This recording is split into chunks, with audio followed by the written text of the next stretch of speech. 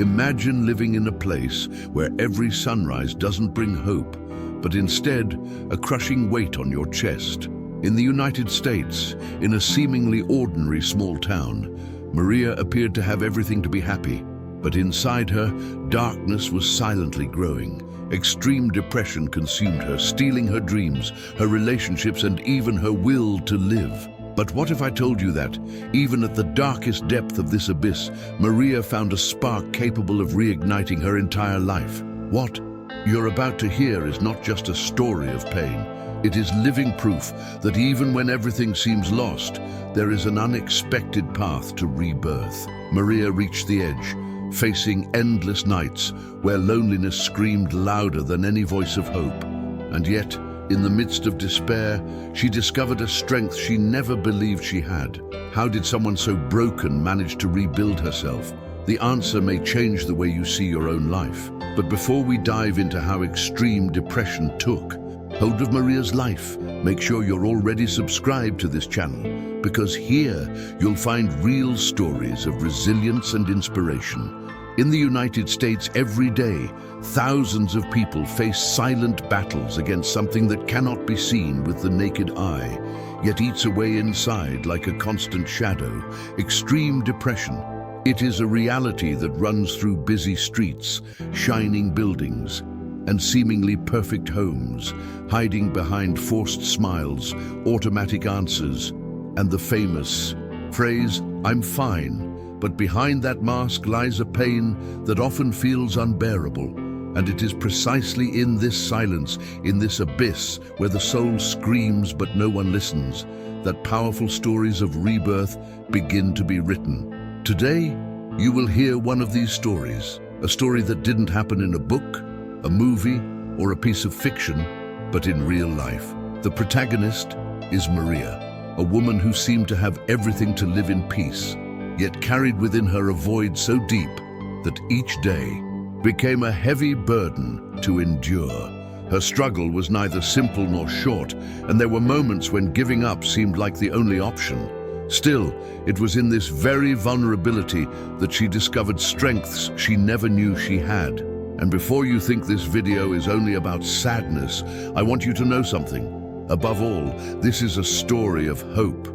Because no matter how much extreme depression tries to steal the light from our eyes, it can never completely extinguish the flame that exists within every human being. Sometimes that flame seems almost invisible, hidden under layers of pain and despair. But it only takes a single spark to reignite the fire of life. Throughout this video, you won't just follow Maria's journey. You will see yourself reflected in her falls, in her silences, and also in her new beginnings. You will realize that even when the world seems to collapse, there are still paths, there are still doors waiting to be opened, there is still a future waiting to be rewritten.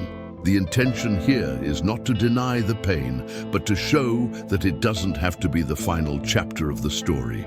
Stay until the end, because you will discover how someone who believed she had lost everything managed to find a new way to live. And perhaps, as you listen to each detail, you too will find reasons to believe that rebirth is possible, even on the darkest days. Maria was born in a small town in the interior of the United States, where the streets were quiet. Houses displayed flags on their porches, and neighbors greeted each other with a cordial smile every morning. On the outside, her life seemed ordinary, almost perfect in the eyes of anyone looking in. But even in childhood, invisible seeds of pain began to take root in her heart. While other children played freely, Maria felt different, as if she carried a weight she couldn't explain. It was a strange feeling, a tightness in her chest that appeared without reason, a silent emptiness that followed her, even in moments when she should have been happy. At school, Maria was neither the most talkative nor the shyest, but there was a constant unease about her. Teachers noticed her distant gaze, as if she was physically present, but her mind wandered through dark, silent places. She tried hard to fit in, to smile when everyone else smiled, but deep down, she knew that smile didn't reflect what she truly felt.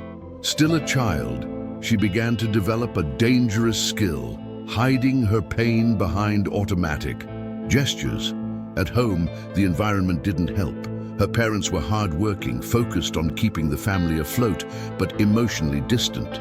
Deep conversations rarely happened, and Maria grew up believing that feelings were something to be kept, never shared.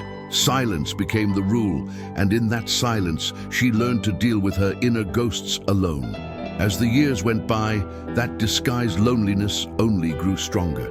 I remember Maria once shared how she would spend hours staring out of her bedroom window, watching the wind sway the trees, feeling as though the world spun at a different speed than hers. It was as if everyone else knew how to live except her. And although she was only a little girl, that feeling had already begun to shape the way she saw herself and life itself. These early signs, ignored and hidden, were in fact the precursors of a much greater battle to come. Because depression doesn't suddenly appear. It builds in silence, in small wounds that never heal, in words never spoken, in hugs that never came. Maria didn't know it at the time, but that seemingly normal childhood was already hiding cracks that years later would turn into abysses. And it is precisely from that childhood, marked by silences and absences, that her life would take unexpected turns, leading her to face pain in its most extreme form. Time passed, and that quiet little girl became a young woman who, to all appearances, seemed to have her life under control. Maria went to college, moved to a bigger city, and for the first time had the chance to rewrite her own story.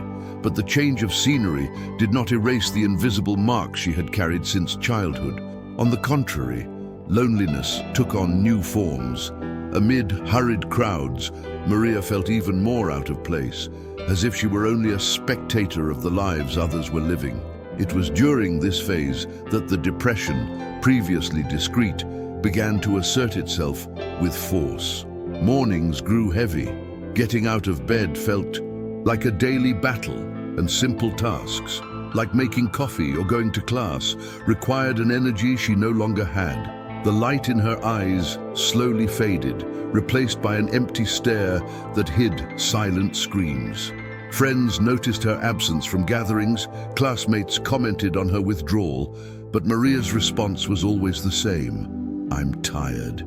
A short sentence that concealed a universe of pain.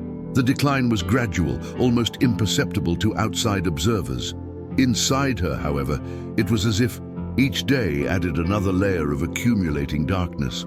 Thoughts grew heavier, questions about her worth, her usefulness, and whether there was any point in going on at all. A world once full of possibilities began to feel hostile, suffocating, with no room for someone like her. Maria described that period as living in an invisible prison. No one could see the bars, but they were there, solid, blocking any escape. Food lost its taste, music lost its sound, and even time felt different, as if the days crawled through a gray eternity. The laughter of people around her, which once brought comfort, now sounded distant, almost irritating, a cruel reminder of something she could no longer feel.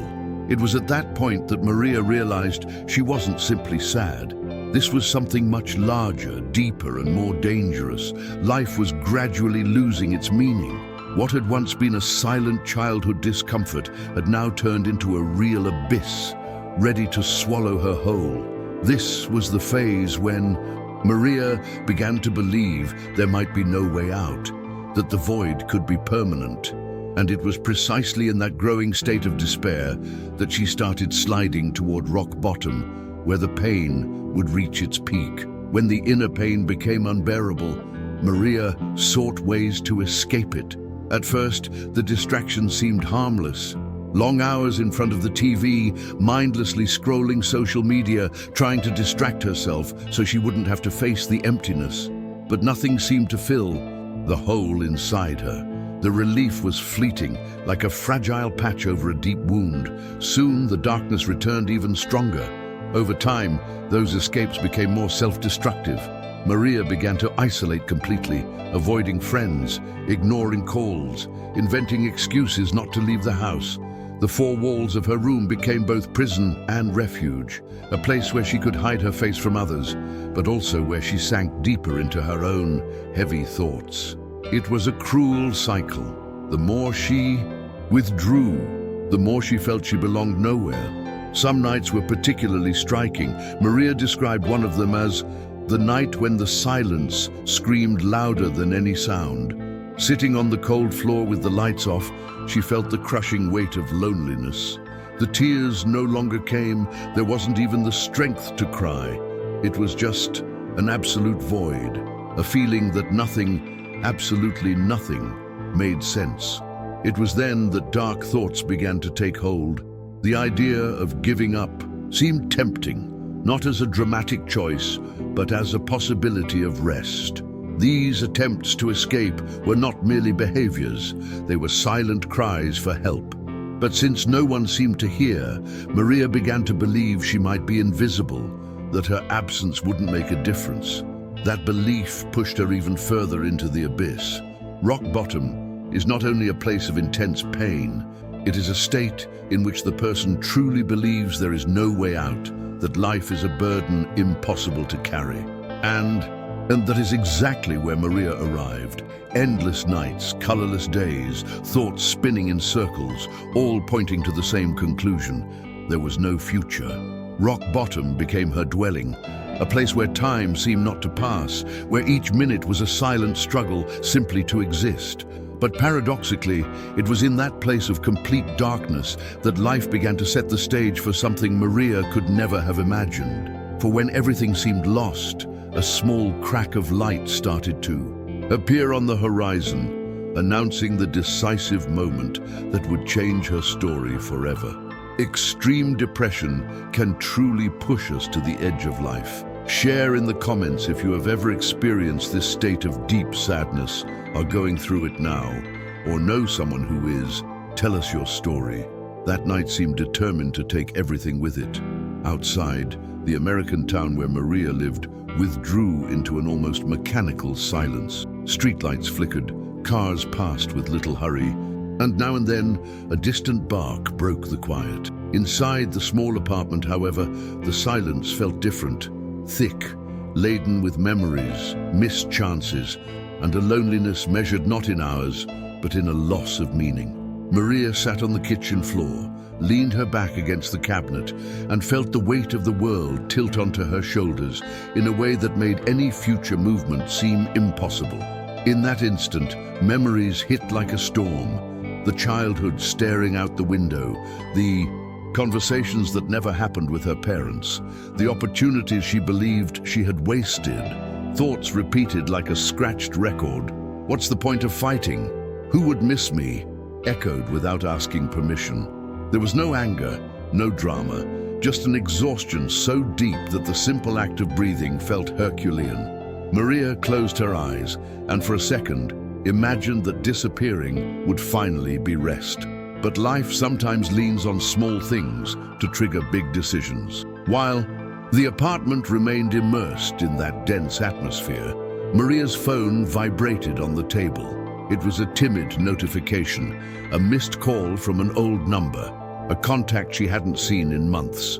The name appeared without fanfare, Lucia. For a few moments, the simple name sounded distant, almost irrelevant against the hole she was in. Still, something inside her made her pick up the phone. She didn't plan to call back. She didn't have the strength for that. She just looked. Lucia's voice, when it came from the other side of the line, was calm, caring, without judgment. "Hey, it's been days since I last saw you. I just wanted to know if you're okay." They were simple words, with no ready-made solutions, but in them was a human honesty that Maria hadn't felt in a long time.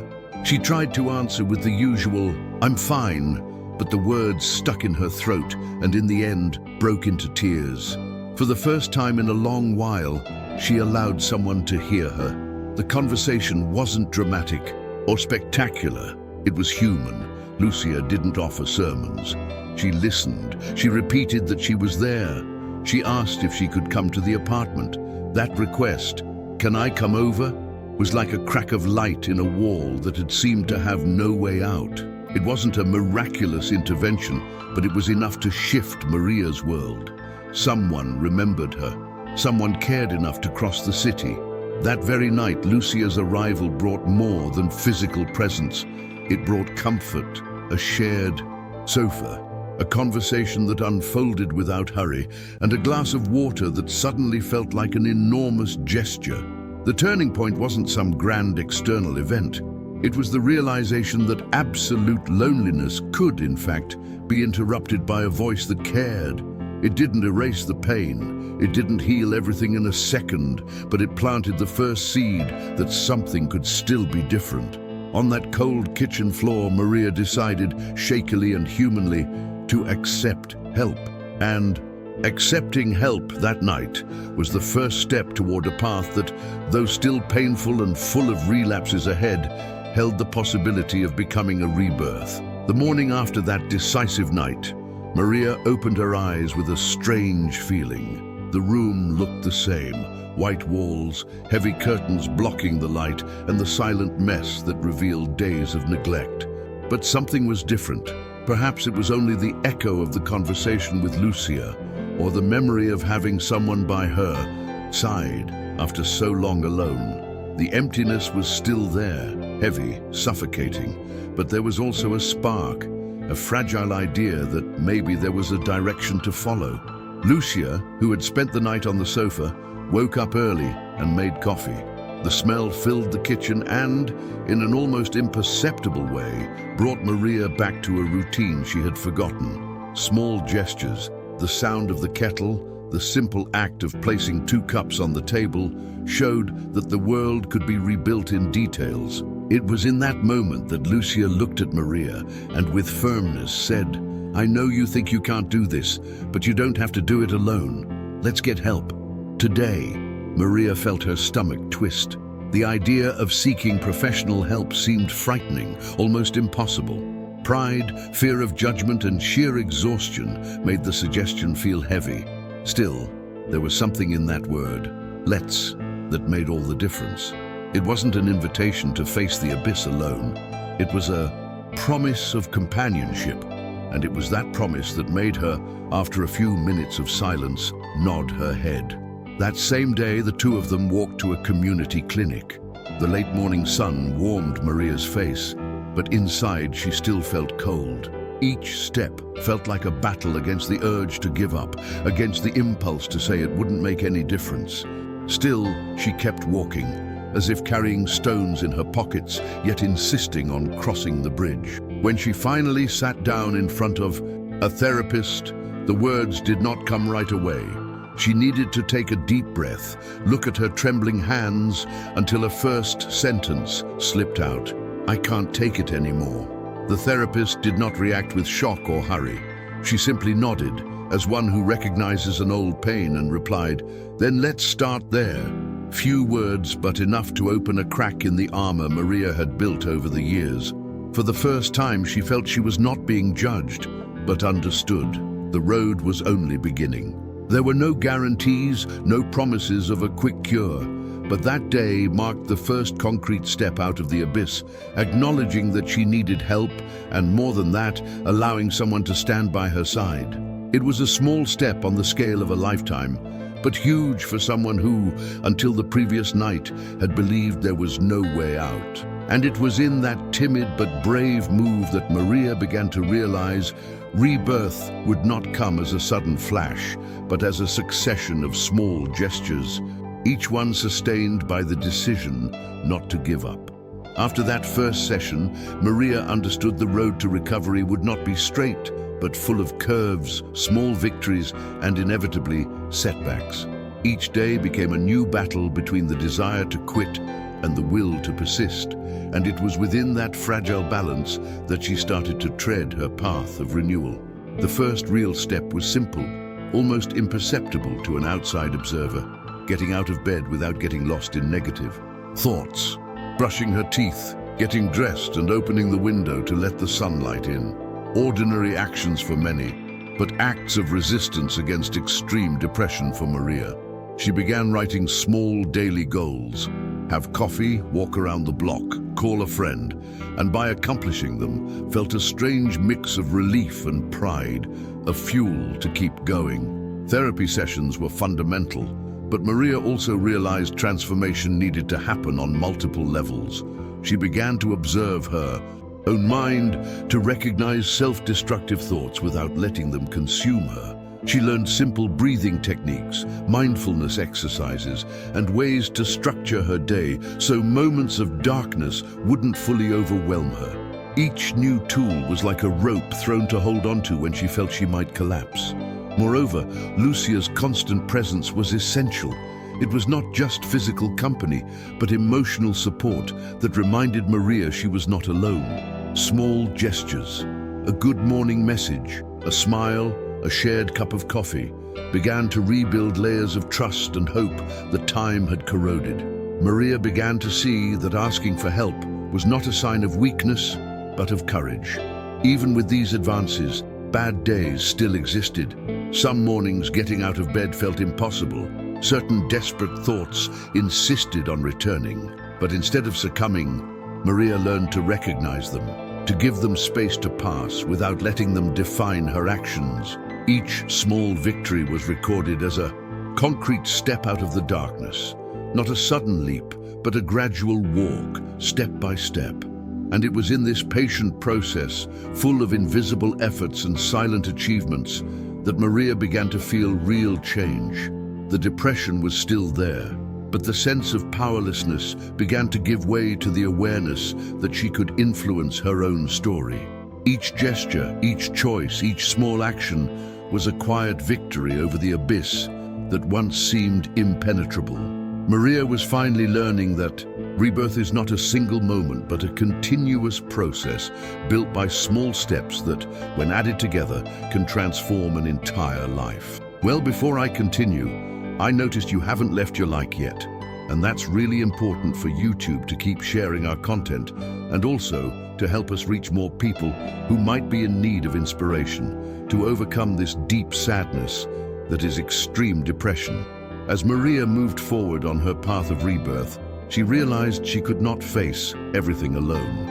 Extreme depression had taught her that no matter how much someone tries to hold themselves up, there are moments when external support is essential, not to cure, but to sustain while one's own strength is being rebuilt. And it was at this point that people who once seemed distant began to appear, bringing with them a network of care Maria hadn't even known existed.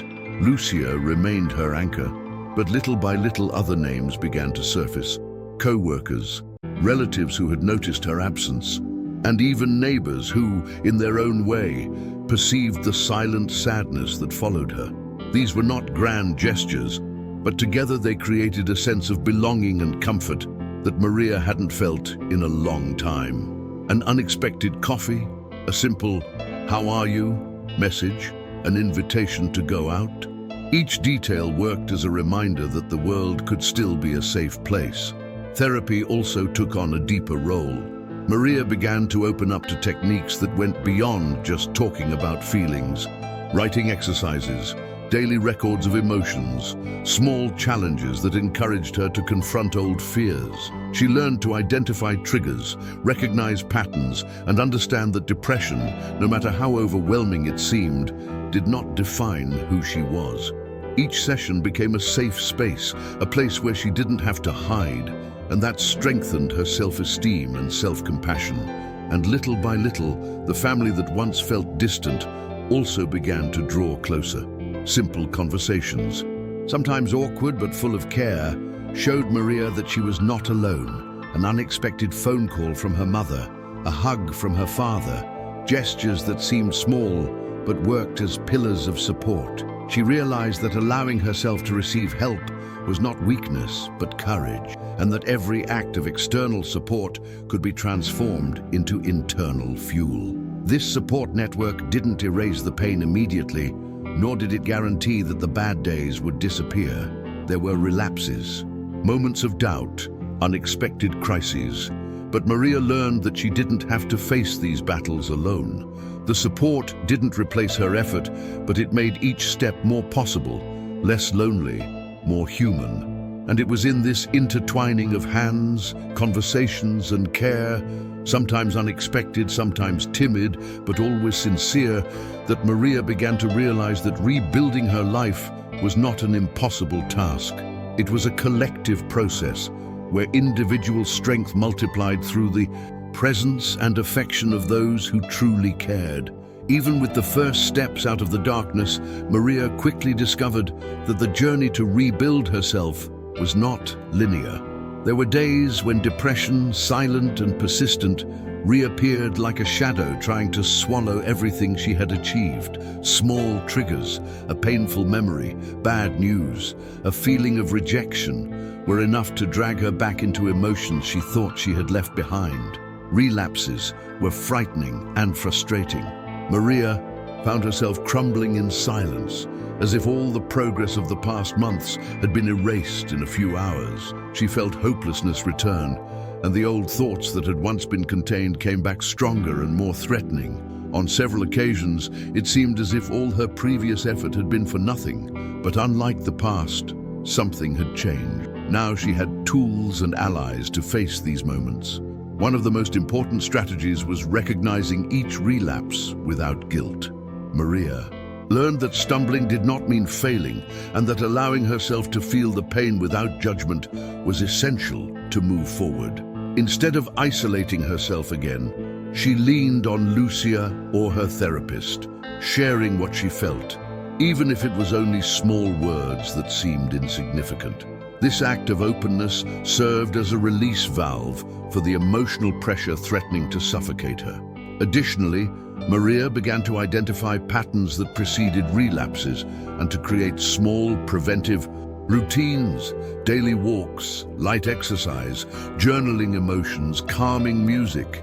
Each gesture seemed simple, but together they formed a shield against the darkness. She discovered that self-care was not a luxury, but a vital tool for survival. Most importantly, however, was the shift in perspective. Before, a relapse meant defeat. Now, each temporary return to darkness was just another opportunity to apply what she had learned.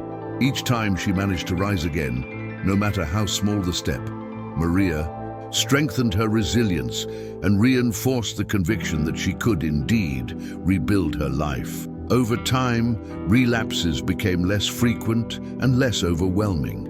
Maria realized that the journey wasn't about eradicating depression all at once, but about learning to live with it, manage difficult moments, and value each progress.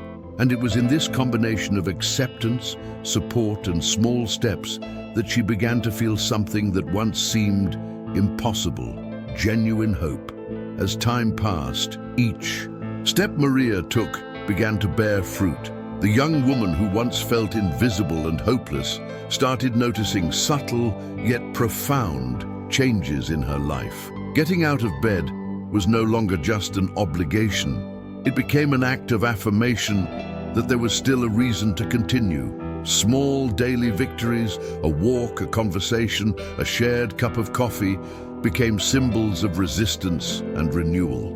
Maria's rebirth did not happen overnight. It was built in layers, brick by brick, with patience and discipline. Every therapy session, every conversation with Lucia, every gesture of support from friends and family contributed to rebuilding not just her routine, but also her self-esteem and sense of purpose.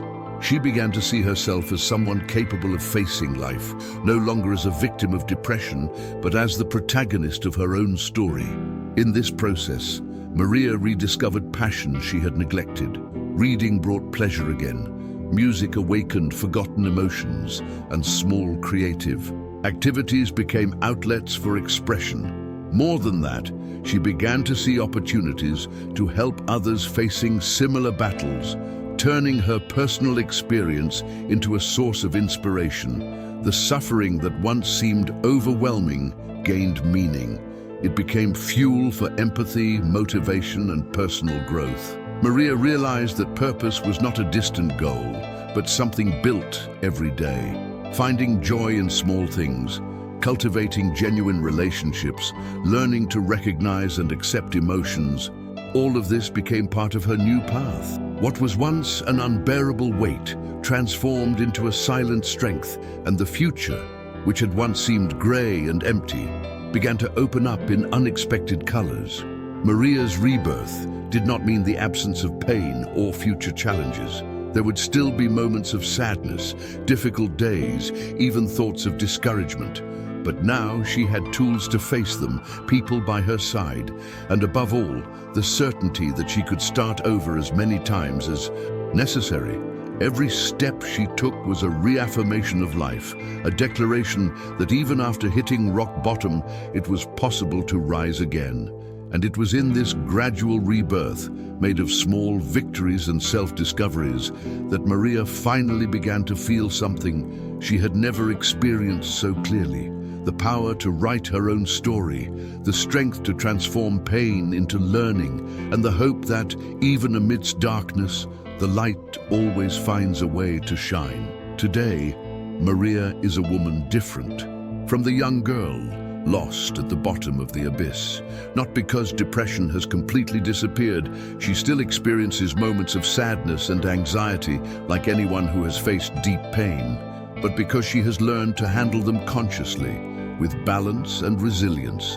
Every scar in her story is now a reminder of resistance, and every challenge overcome is proof that life, even after the darkest moments, can still be rebuilt. Maria has become a quiet source of inspiration for those who cross her path. Friends, family, and even people who know her only through social media began to notice her strength, not in grand gestures, but in everyday actions. The care she shows for those around her, the empathy she offers, the way she shares her story without fear, allowing others to see themselves in her words. She understands that not everyone has the same support network or opportunities, but she knows that even small actions can make a difference. Moreover, Maria has found ways to turn her experience into purpose. She participates in support groups, speaks openly about mental health, and encourages others facing extreme depression not to isolate themselves, to seek help, and to believe that rebirth is possible. Her journey proves that vulnerability is not a sign of weakness, but of courage, and that sharing one's story can be an act of healing, not just for oneself, but also for those who listen. Even on difficult mornings, when remnants of darkness insist on appearing, Maria remembers every small victory that brought her this far. Every step taken, every act of self-care, and every moment of received support has become a foundation that sustains her, allowing her to keep moving forward. She has learned that life doesn't need to be perfect to be meaningful, and that rebirth is an ongoing process built through daily choices and quiet courage. Maria, who once believed that no one would notice her absence, is now remembered not only for her physical presence, but for her inner strength, her example of resilience, and her ability to turn pain into light. For all who suffer in silence, her story is a beacon.